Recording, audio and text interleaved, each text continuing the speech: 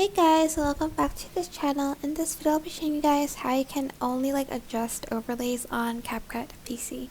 So I'm just going to add this to the video. I'm also going to change the format. This is just for the background.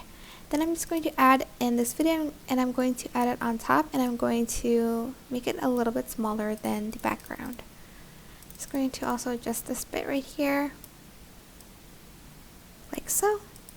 And for instance, I only want to adjust the overlays without it affecting the background. So let's go to adjustments here, and actually let's go to filters. For instance, I want to add in a black and white filter to the video, but I don't want it on the background. So I am just going to add in the things I want first. So you do have to add it on first, like everything, before you create a compound clip. So let me just show you. Select both, select these three, right click, and then create compound clip. And as you can see, the background won't be affected.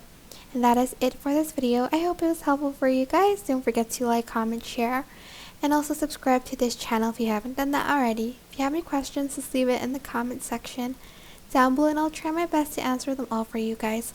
Thank you so much for watching. Bye!